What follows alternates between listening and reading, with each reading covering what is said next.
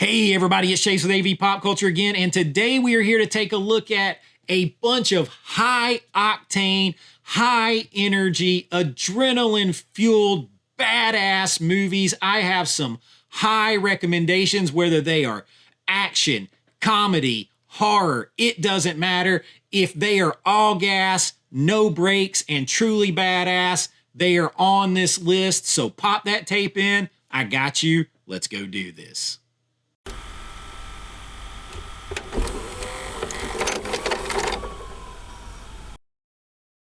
All right, so high energy, high octane movies. Now, it doesn't matter if they are comedies, action films, horror films. It doesn't matter. You could have a thriller in here. All that matters is that these movies are super high energy. They get you going. They just kind of never let off the gas once they start going. And those movies are a very fun ride. They might be very graphic. They might be very gritty, action-packed. It's all there. It all has to come together to just give you that vibe of a movie that I classify as high octane. And I have a list, a baker's dozen, 13 films here. That's how we're going to do it. That way you got that one to sample for yourself on the side. You keep it over there for extra. That's the baker's dozen. We got 13 high octane movies for you to sink your teeth into. And I'm just going to jump right into the list. We're going to start with 1991's Backdraft. Now, this is directed by Ron Howard. This is an early one for him. Stars Kurt Russell, stars Billy Baldwin, and this movie, first of all, this is a great 4K. If you're into the physical media, you got to pick this one up. But this movie has a big cast. You've got Robert De Niro. You've got Donald Sutherland. You got Jennifer Jason Leigh, Scott Glenn. I mean, this movie is packed, and it stars Russell and Baldwin. Mainly, they're the focus. They are two brothers who have taken their sibling rivalry all the way up into the family business, which is being Chicago firefighters. Now, Kurt Russell's the older brother, and he is sort of already a legendary badass among the fire department people. He pulls out people from the fire all the time, and his brother is looking to kind of prove his worth. That younger brother, he's trying to get on there and show that he is just as good, and he joins the special department within the fire department, the arson investigation crew. And this kind of leads them, as they're kind of doing their sibling rivalry, they start to uncover a series of arsonists' fires. And maybe it goes a little bit deeper than that. Maybe there's a big conspiracy that only these two brothers can figure out together if they can stop arguing with each other long enough and trying to outdo one another. There are some great fire sequences in this movie. They really treat the fire in this movie like it's a living, breathing thing that thinks and attacks and operates. Super cool. Some incredible action sequences in this film, but it will get you right in the feels. On top of it, it just kind of has it all, including a sex scene on top of a fire truck. That's something you don't see every day, and just some absolutely heroic moments when like Kurt Russell comes out. Lots of slow motion used in this movie. It is just top-notch, high octane. I highly recommend Backdraft. It comes in at number 13. At number 12 on the list is one that might be a little controversial to some folks, but I absolutely love this movie. I loved watching this movie with my dad. He was a very much all brakes or all gas, no brakes action movie guy. And I am talking about Gone in 60 Seconds. Now, this is the one from 2000 that stars Nicolas Cage and a litany of other who's who's. You have Robert Duvall, you have Angelina Jolie, you have Giovanni Ribisi, you have Scott Conn in this movie, you have Chi McBride in this film, you have Timothy Olyphant, Delroy Lindo. The cast just goes on and on and on. And when you're somebody like me that loves cars, classic cars, and action sequences and chase scenes, this movie has it all for you. Nicolas Cage plays Randall Memphis Raines, who is a retired car thief, a legendary retired car thief. And he is living a calm life now. His old crew is gone, but he gets sucked back into it because he has a stupid little brother played by Giovanni Ribisi who took a job for a foreign criminal who is looking to boost 50 just top of the line cars, everything from classic cars to brand new Ferraris. And he failed to deliver on that deal. Now Memphis has to come out of retirement. He's got to get his old band back together, so to speak, and fulfill this order to save his brother's life and everyone affiliated with his brother. So it's like a multi-generational gathering of players. You have the old crew, you have the new crew. It is very cool the way it's brought together. Old school, new school. You see, one of my favorite scenes is when they're getting ready to start their night of boosting cars, and they all hit lowrider, and the old school guys knew it was coming, and the young guys are looking around like, what the hell is going on? And they're psyching themselves out to lowrider. Just absolute gold. Gives you just a huge burst of adrenaline. And you have, of course, the legendary Shelby Mustang in here that they call Eleanor. It's their call sign for the car. And man, that drove the price up of those Mustangs after that. Now I have a Mustang Bullet. Bullet is another movie that could be on this list. And it may be on one in the future. I have a 2001 Mustang Bullet that was modeled after that car, a special edition. The Shelby GT Mustang is incredible. The chase scene with that, go baby go, he hits that nitrous. Absolutely all adrenaline. I love Gone in 60 Seconds. Just a whole lot of fun. It comes in at number 12. Now, coming in at number 11 is one that has a dynamic duo working together. I am talking about Tony Scott directing. I am talking about Quentin Tarantino writing, going back to 1993 with True Romance. You know, stealing, cheating, killing. Who says romance is dead? That's like the tagline for this movie. Slater plays Clarence Worley, who is a guy that's kind of obsessed with Elvis and pop culture, probably a bit of a take on Quentin Tarantino himself. And he falls in with a call girl named Alabama, and that's played by Patricia Arquette. And together, these two have a rip-roaring time across the country because they accidentally get caught up in getting her away from her manager. And then they pick up the wrong bag. And that bag just happens to be filled with a lot of product that belongs to the Sicilian mafia. So now they are on the run. They're trying to move that product so they can get money and escape.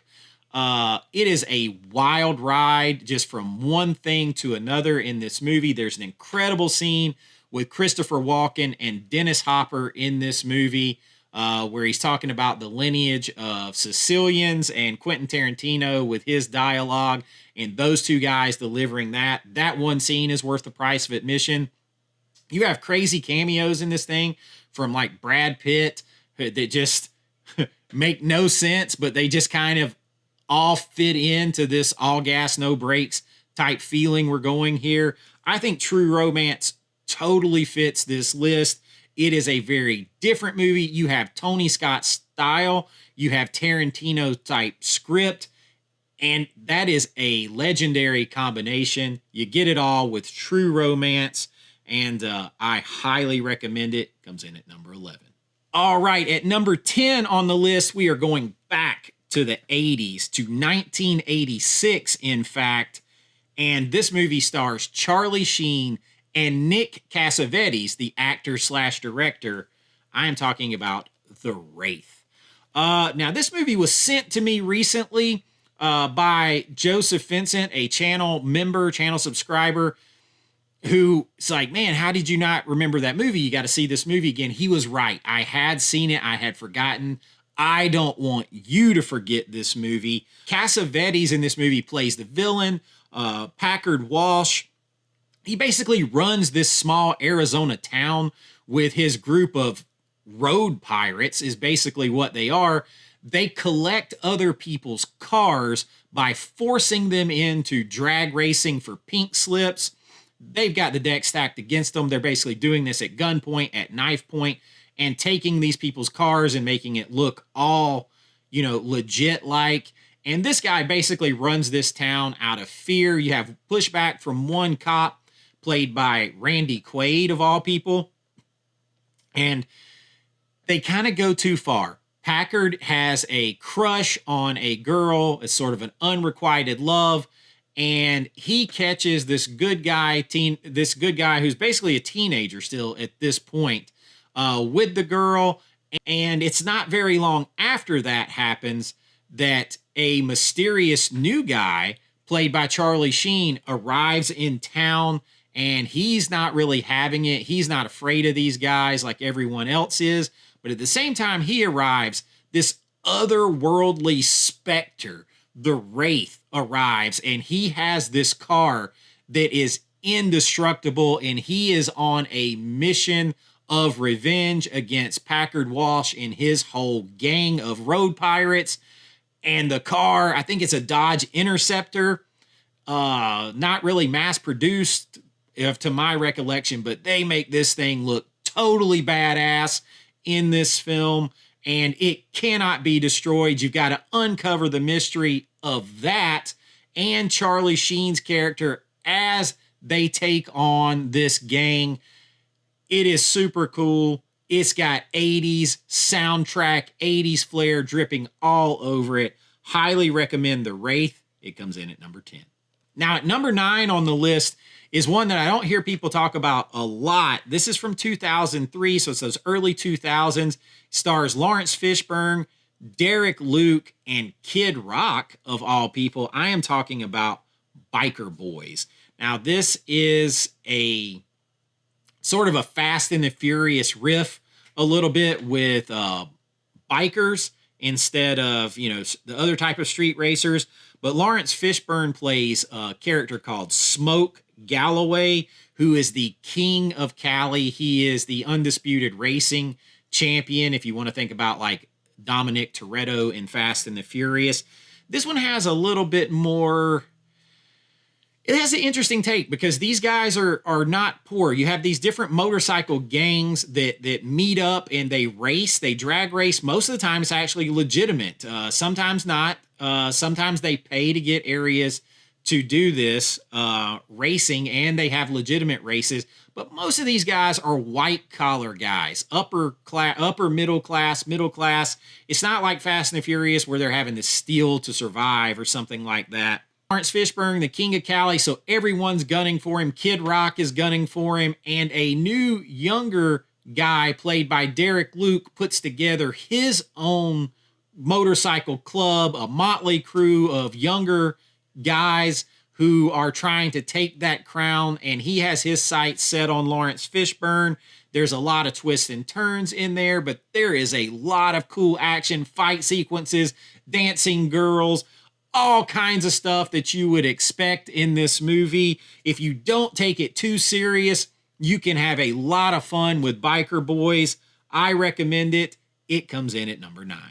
Now at number 8 on the list, we're going to a whole different type of genre here, something very different from 1985. This is one that I grew up watching, and man, it made me want to kick ass all the time. I am talking about Pray for Death from 1985. This stars the legendary Sho Kosugi, who is supposedly one of the last, officially to garner the title of ninja from back in the old ways of training. That was the legend when I was a kid. Look, this movie got me wanting to have a whole ninja suit, learn how to throw ninja stars, all that kind of stuff. Sho Kosugi plays Akira, a guy who wants to move to the U.S. from Japan and take his family and open a restaurant and teach his kids about their partial American heritage. And he does that, and everything is going fine until he uncovers the bad guys. I mean, the 80s, it was a good guys, bad guys. And he uncovers the bad guys are using his restaurant when he's not aware as a front to do illegal activities. And these guys become ruthless, attacking his children, attacking other people that he's associated with, until he has to throw off this businessman, calm guy veneer and go back to the shadows. There's a whole awesome training montage sequence to this song, Back to the Shadows, where he's becoming a ninja all over again. It has those over-the-top martial arts, old school 80s movie action sequences, fight sequences, all of that stuff, all of the cheesy, just adrenaline action goodness that you can want. Sho Kosugi plays a great part here. This is actually a new release from Kino Lorber on Blu-ray. They shattered his American dream. Now he must go back to the old ways. I absolutely love this movie, grew up on it. Very much recommend Pray for Death, starring Sho Kosugi. Now at number 7 on our list, we got to throw in a little horror, but how about one that is like almost equal parts road movie, vampire movie, horror, car chases, all that kind of stuff. I am talking about 2001's The Forsaken. Now this stars Keir Smith and Brandon Fair. These guys were big with the CW or in the WB back in the early days in the 2000s. Keir Smith was on Dawson's Creek. But Keir plays a man who's driving across country for a business trip when he picks up a hitchhiker in the middle of the Arizona nowhere. And turns out this guy is a vampire hunter. And it turns out that he has a very good reason for being a vampire hunter. They come across this group of vampires. He ends up being embroiled in this war to take over, kill out this faction of these vampires. And it becomes very much a Mad Max style, like road movie with all these old classic cars and road chases, car chases through the middle of nowhere. It's one of those things that adds the creepy, like Lost Highway type feel of what could be still lurking out there in the Badlands where nobody drives and all this kind of stuff. Well, in this, it is a pack of ruthless vampires in a souped-up classic car. They have to take them on. There is no help. There's no one around, and they have to literally fight for survival as they chase each other through this open middle of nowhere. High adrenaline, high action, high violence, has a little bit of sex appeal thrown in there too. As a matter of fact, it says terrifying, the sexiest vampire movie since The Lost Boys. So there you go. The Forsaken one, I don't hear people talk about a lot. Definitely a solid recommend. It comes in at number 7 on this list. Now at number 6 on the list is a movie that I'm very partial to. This one needs an upgrade because I think it is the best version of this while it spawned some other sequels and a TV series. I am talking about 2004's The Punisher.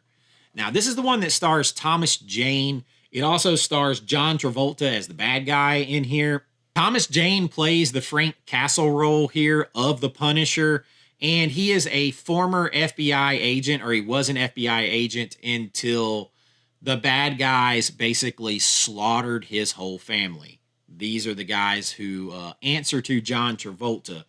Now, once they slaughter his whole family, he vows not revenge, not vengeance, but punishment. And that is a very clear delineation for the Punisher. They have to be punished for what they have done. Thomas Jane plays this role, I think, better than anybody else who's picked it up and done it.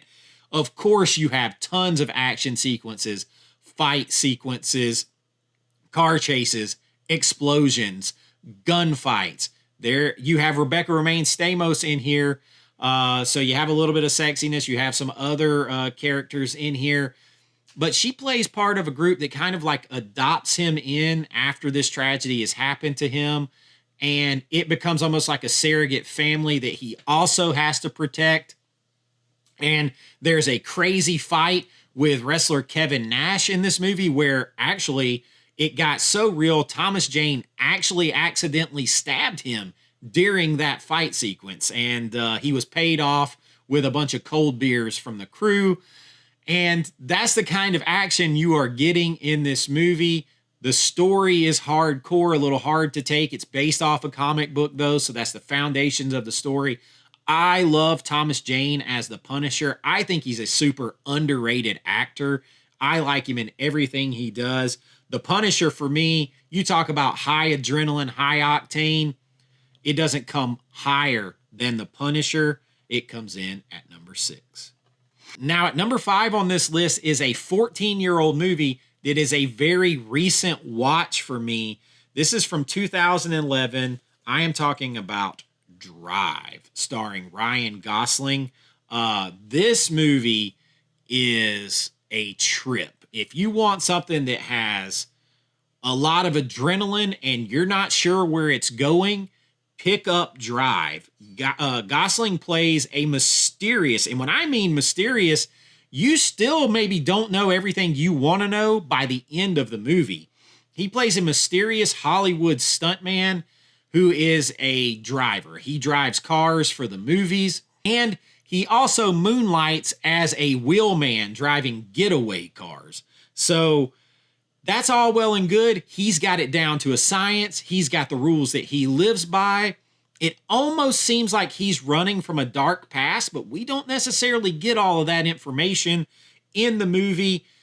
Everything is fine until he becomes involved with his next door neighbor, and her husband comes home from prison, and he has to help get the guy out of a jam that he's in, and a twisted heist goes wrong. But these guys don't know exactly who they've messing with when they start to mess with Ryan Gosling's character in this movie. I think it's an awesome movie. It takes it a little bit to get going, but man, when it finally does hit the gas, it takes off and it does not let up, and it gets brutal in parts of this movie. I am talking about absolutely brutal. Gosling sells it every step of the way. He's got his old school driving gloves on. You just know there's something about him all the time. He does a great job of putting that mysterious, badass vibe out there. I buy it 100%. I really like the aesthetic, the feel of Drive. It is a high recommend, cracking the top 5 at number 5. Now, at number 4 on the list is one that stars my man Arnold Schwarzenegger, who I'm a big fan of. But this is one that a lot of people have never seen. And I am talking about 2017's Killing Gunther. Where is Gunther? I'm right here. This movie is unlike most any movie that you have seen. Definitely unlike anything that you've seen from Arnold Schwarzenegger. Now, he was an executive producer on this movie. Taron Killam, I believe is how you say his name, is the director, who's mostly been an actor in his life, and he is married to Colby Smulders, and she is in the movie as well. Part of this is done somewhat like comedic documentary style, but it is, don't let that fool you, because it is 100% action, 100% intense. Arnold plays Gunther, the world-renowned, most famous top assassin in the world, and he is being hunted down by this motley crew of would-be assassins who are tired of it, and they want to kill Gunther. They want to take him out. They're gonna get terminated, that I can tell you. Go ahead, kill me. They want to take his mantle up, but they keep bungling it up every step of the way because he's a badass. He is better at this than they are, and he is enjoying it every step of the way. And every time they try to kill him and screw up, it pisses them off more and makes him laugh even harder. And there's like these little interview sequences that cut in and out with the action. I love it. Arnold has a ball with this movie. You can tell he is having fun. You will have fun. There's a lot of tips of the cap that he does to other movies with lines that he throws in, with things that they do. I think you even get a get to the chopper in this movie. He is having fun. He goes home to Austria in this movie. He has some of his real life friends in this movie from Austria. I absolutely love this movie. I adore it. I think it is super underrated. And if you're looking for a different twist on an action film, especially with a familiar face like Arnold Schwarzenegger, you cannot go wrong with Killing Gunther. It is an absolute blast. Something very different, a little bit unique, and a whole lot of fun. It comes in at number 4. Now at number 3 on our list, we go back to the superhero genre, kind of. More like an anti-hero, what the hell are you doing genre. I am talking about 2010's Kick-Ass. Now, this movie is probably not one that you thought about as being high octane, but if you've never seen this movie, once this movie takes off, it is batshit crazy. There is no other way to describe it. So you have Aaron Taylor Johnson, you have Chloe Grace Moretz, if that's how you say her name, I always butcher it, and you have Nicolas Cage in this movie. Aaron Taylor Johnson plays a guy, he's basically just an average, 18-year-old senior in high school type situation, nothing special about him, and then one day he decides he is going to be a superhero. The problem? He doesn't have any superpowers, so he proceeds to immediately nearly be killed. As a result of that, though, he gets somewhat of a superpower in that he really can't feel pain anymore, not the way everyone else feels pain. So he jumps right back to it. He puts on his outfit that he made at home, and he goes out there to start fighting crime. And in the social media age, it blows up. And everyone starts to take notice, including Chloe Grace Moretz and Nicolas Cage, who are basically playing versions of, I want to say, Batman and Robin almost in this movie. Nicolas Cage is Big Daddy and Chloe Grace Moretz is Hit Girl.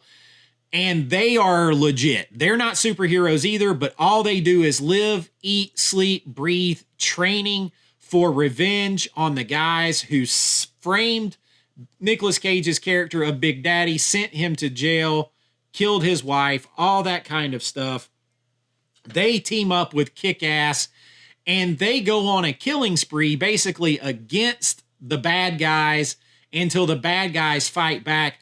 There are some insane sequences in this that involve a jetpack, a kick-ass soundtrack with Elvis Presley's American Trilogy to one of the coolest ass action sequences I have ever seen put on a movie. Very underrated is the action in this. Chloe Grace Moretz is a absolute dynamo badass in this film. Aaron Taylor Johnson's a little hapless, but he gets with it. And man, it is a very, very high recommend. Now, they made a sequel. It's okay. This one is outstanding. Look for that action sequence to Elvis's American Trilogy. Just a absolute high recommend for a high octane, good time, full of gratuitous. This one's somewhat gratuitous now. This one has some kind of graphic sexual sequences, things like that in the movie, and a shit ton of violence. But it is also a shit ton of fun. High recommend is Kick-Ass, coming in at number 3. Now at number 2, look, it had to be here. It's Predator with werewolves. It's from 2002. It is a bitch of a werewolf movie. I am talking about Dog Soldiers. Now, I beat the drum on this movie any chance that I get. And while that really does describe it, Predator with werewolves instead of a predator, It's not as well directed. It's not as well produced. They had a very small budget overall on this movie. It was shot with 16 millimeter film, I believe. It's not a high budget film, but man, did they make the werewolves in this thing look vicious, stalking, just aggressive as hell. This stars Liam Cunningham and Kevin McKidd, and they are part of a group of special forces soldiers who are doing a training mission out in the Scottish wilderness in the countryside, and they encounter werewolves. And the only thing they can do is hold up at this house and try to stand their ground and fight the werewolves and survive the night. They get picked off one by one. Who is going to make it? Who is going to survive? There is a hell of a lot of action in this. There is very violent and aggressive werewolf sequences, but there is some good comedy moments in this as well. The best way to describe it, if you've never seen it, is Predator with werewolves. But once it gets going, it does not let you go. It is very action-heavy horror. I love the way the werewolves look. Very violent, very aggressive, very menacing and towering type werewolves in this. I really always recommend Dog Soldiers, whether you like horror or action. This one is definitely badass, definitely high octane, and definitely a high recommend. Dog Soldiers from 2002 comes in at number 2 on the list. Now at number 1 on the list, at least the first version of this list, there was no question for me, for my stepdad, definitely. There was no question as to what is one of the most iconic high octane, all gas, no brakes, fun as hell, badass movies of all time. I am talking about 1977's Smokey and the Bandit. Yes, you got that right. Smokey and the Bandit just kind of laid the groundwork for a lot of other movies similar to that to follow it. I'm from Georgia. A lot of this was filmed here around Six Flags over Georgia, down I-20, not far from my house, all around Conyers and Covington.